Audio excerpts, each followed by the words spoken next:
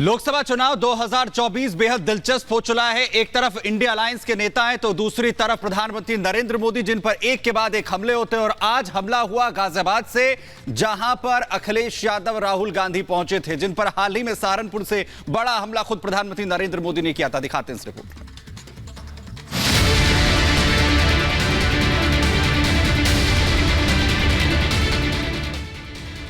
Samajwadi party के अध्यक्ष अखिलेश यादव और कांग्रेस नेता राहुल गांधी बुधवार को गाजियाबाद में सालों बाद एक साथ मंच पर नजर आए। 2017 के बाद ये पहला मौका था जब दोनों नेता आपस में जुगलबंदी करते दिखे। इस दौरान दोनों ने प्रेस कॉन्फ्रेंस भी की और दोनों ने बीजेपी पर जमकर हमला बोला। बीजेपी 24 घंटा डिस्ट्रैक्शन करने में लगी रहती है। कभी प्रधानमंत्री समुद्र के नीचे चले जाते हैं, कभी आसमान में सी प्लेन पे चले जाते हैं, मगर जो मुद्दे हैं उनके बारे में ना प्रधानमंत्री ना बीजेपी बात करती है। पहले चरण का चुनाव उत्तर प्रदेश का होने जा रहा है और जो पश्चिम से हवा चल रही है वो पूरे के पूरे उत्तर प्रदेश और देश के माहौल को बदलने जा रही है। आज गाजियाबाद में बैठे हैं। इस बार भारतीय जनता पार्टी को गाजियाबाद से लेकर के गाजीपुर तक इंडिया गठबंधन सफाया करने का काम करेगा। बीजेपी पर हमला बोलने में राहुल और अखिलेश की जुबान पूरी तरह एक साथ नजर आई। दोनों ने एक सुर में पीएम मोदी के खिलाफ जहर उगला, लेकिन दोनों का ये कॉन्फिडेंस तभी तक कायम रहा जब तक पत्रकारों ने दोनों नेताओं से सवाल नहीं पूछे, क्योंकि जैसे ही प्रेस कॉन्फ्रेंस के दौरान दोनों नेताओं का सामना चुभते हुए सवालों से हुआ, दोनों असहज हो गए। कांग्रेस नेता राहुल गांधी ने 24 के लोकसभा चुनाव को विचारधारा की लड़ाई तो करार दिया, लेकिन जैसे ही अमेठी या रायबरेली से चुनाव लड़ने को लेकर उनसे सवाल पूछा गया, राहुल कंफ्यूज हो गए। उन्होंने उल्टा जवाब देने के बजाय सवाल उछाल दिया। आप बाय नाइट चले गए तो क्या अमेठी या रायबरेली से आप ये बीजेपी वाला क्वेश्चन है। ये पत्रकार का सवाल। पहले opening ball BJP question. Very good, शाबाश। देखिए, अमेठी की बात कांग्रेस का डिसीजन है। जो भी मुझे ऑर्डर मिलेगा मैं वो करूंगा। सीईसी मीटिंग, हमारी पार्टी में सीईसी मीटिंग्स में ये डिसीजन लिए जाते हैं। बट पहला बीजेपी का question, good question, thank you. Rahul जहां सवालों से कन्नी काटते दिखे, तो वहीं सीट बंटवारे पर अपनी ही पार्टी में असंतोष का सामना कर रहे अखिलेश ये दावा करते नजर आए कि 24 के चुनाव में पश्चिम का माहौल बदलने जा रहा है और इंडी गठबंधन गाजियाबाद से लेकर गाजीपुर तक बीजेपी का सफाया करने जा रही है। लेकिन सीटों के खेल में फंसी सपा अपनी पार्टी के रूठों को मनाकर कैसे जीत हासिल करेगी, इसका जवाब देने के बजाय अखिलेश वही पुरानी डफली और पुराना राग अलापते हुए नजर आए। जहां उत्तर प्रदेश देश का सबसे बड़ा प्रदेश है, डबल इंजन की सरकार में जो दावा करते रहे डबल इंजन, उनकी होर्डिंग देखिए आप कि अब डबल वहां पर नहीं दिखाई देते हैं, अकेले दिखाई दे रहे हैं। इनके प्रत्याशी होर्डिंग से गायब हैं और चुनाव के बाद होर्डिंग पर जो अकेले हैं वो भी गायब हो जाएंगे और सफाया होने जा रहा है। आने वाले चुनाव में, ये देश का चुनाव है, देश की जनता बदलाव चाहती है और बदलाव की हवा पश्चिम से उत्तर प्रदेश से चल रही है। 7 साल बाद राहुल और अखिलेश नए मौके की तलाश में एक साथ मंच पर तो जरूर नजर आए, लेकिन दोनों ने ना तो प्रेस कॉन्फ्रेंस में किसी सवाल का सीधा जवाब दिया, न इस मौके पर दोनों ने अपनी पार्टी का कोई विजन शेयर किया। दोनों बस पीएम मोदी और बीजेपी को ही कोसते नजर आए और बेशक पीएम मोदी दोनों की इस राजनीतिक समझ को खूब समझते हैं और वक्त वक्त पर चुटकी भी लेते रहते हैं। तो याद होगा पुराना, जहां उत्तर प्रदेश में 2 लड़कों की जो फिल्म पिछली बार फ्लॉप हो चुकी है, उस 2 लड़कों की फिल्म को इन लोगों ने फिर से रिलीज किया है।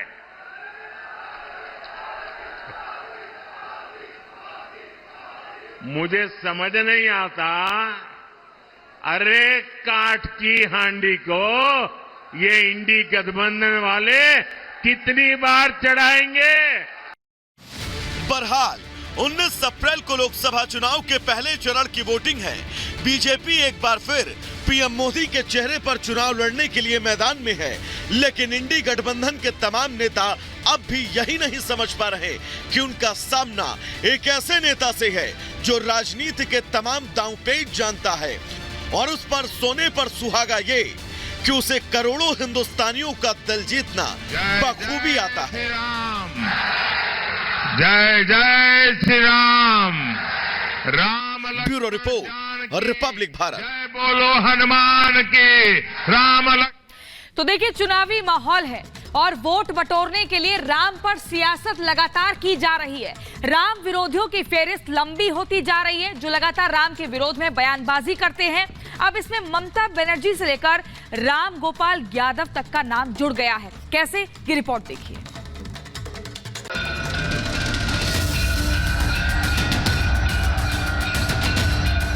एक राम मंदिर नहीं, हजारों राम मंदिर इस देश में हैं ऑलरेडी। আমি মনে করি ওটা মানুষের সম্মানের দিন হোক, ঐক্যের দিন হোক। গালাগালি দিলেও মাথা ঠান্ডা করে टीएमसी ने हमेशा की तरह यहां रामनवमी उत्सव को रोकने की पूरी कोशिश की। राम नीति है, राम नियत भी है, राम नित्यता भी है, राम व्यापकता भी है, राम विवाद नहीं है। लेकिन कुछ राम विरोधियों को अपनी सियासत सिर्फ और सिर्फ राम के विरोध में बोलने पर ही दिखाई देती है। पहले राम मंदिर निर्माण पर सवाल, फिर राम मंदिर की प्राण प्रतिष्ठा और अब रामनवमी पर्व। राम के इर्द गिर्द अपनी सियासत चमकाने वाले समाजवादी पार्टी के नेता और राज्यसभा सांसद राम गोपाल ने विवादित बयान दिया है। राम मंदिर बनकर तैयार हुआ तो करोड़ों राम भक्तों का इंतजार खत्म हुआ, लेकिन राम गोपाल कह रहे हैं कि देश में एक नहीं बल्कि हजारों राम मंदिर हैं और रामनवमी को कुछ लोगों ने पेटेंट कर लिया है। नहीं, रामनवमी करोड़ों लोग हजारों वर्ष से मनाते चले जा रहे हैं और एक राम मंदिर नहीं, हजारों राम मंदिर इस देश में हैं ऑलरेडी। और इसमें तो उन्होंने सब अधूरा प्राण प्रतिष्ठा वगैरह की है। सारे जगतगुरु शंकराचार्य उसके विरोध में थे। ये ठीक नहीं है, अशुभ हुआ है और ये इनके लिए वो घातक होगा। भगवान राम इनको दंड दे। ये सच है कि राम मंदिर एक नहीं है, लेकिन राम गोपाल यादव शायद ये भूल गए हैं कि अयोध्या के राम मंदिर के लिए कितने कार सेवकों ने अपने जीवन की आहुति दी है। कितनी पीढ़ियां राम को टेंट से मंदिर में लाने के इंतजार में गुजर गई और जब मंदिर का सपना साकार हुआ तो ये इसे राजनीति से जोड़ रहे हैं। राजनीति में विपक्ष का काम सवाल पूछना है, लेकिन राजनीति में धर्म को लाना बिल्कुल गलत है। मगर इसके उलट आज की राजनीति में सिर्फ यही हो रहा है। कोई रामनवमी को पेटेंट बता रहा है तो कोई रामनवमी को दंगों से जोड़ रहा है। আমি মনে করি ওটা মানুষের সম্মানের দিন হোক, ঐক্যের দিন হোক। গালাগালি দিলেও মাথা ঠান্ডা করে আল্লাহর নামে প্রে করবেন, ওদের বিদায় চাইবেন। दीदी लगातार राम और रामनवमी को लेकर बयानबाजी कर रही हैं, लेकिन दीदी के बयानों का जवाब देने के लिए खुद प्रधानमंत्री मोदी ने मोर्चा संभाल लिया है। बंगाल के बालूरघाट में प्रधानमंत्री ने बंगाल सरकार को घेरा और कहा कि रामनवमी पर जुलूस निकालने की कोशिश की गई, लेकिन जीत सिर्फ सत्य की होती है। ये पहली रामनवमी है जब अयोध्या में भव्य राम मंदिर में राम लला विराजमान हो चुके हैं। मुझे पता है टीएमसी ने हमेशा की तरह यहां रामनवमी उत्सव को रोकने की पूरी कोशिश की। सारे षड्यंत्र किए, लेकिन जीत सत्य की ही होती है। वही अयोध्या है, वही रामलला है। जो उत्साह राम मंदिर प्राण प्रतिष्ठा पर दिखा था, वही रामनवमी पर भी दिख रहा है और ये आने वाले 1000 साल तक दिखाई देगा। खुद पीएम मोदी ने 22 जनवरी को इस बात का जिक्र किया था कि ये तारीख सिर्फ तारीख नहीं है।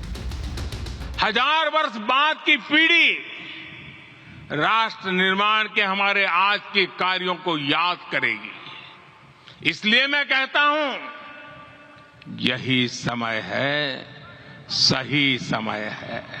हमें आज से, इस पवित्र समय से अगले 1000 साल के भारत की नींव रखनी है। राम विरोधियों की लिस्ट काफी लंबी है। कांग्रेस से लेकर सपा, दीदी से लेकर स्वामी प्रसाद मौर्य, इन सियासतदानों की राजनीतिक डिक्शनरी में सिर्फ राम का विरोध करना है। इन्हें ना तो राम से मतलब है और ना आस्था से। मतलब है तो सिर्फ वर्ग विशेष के तुष्टीकरण से। Bureau report, Republic Bharat.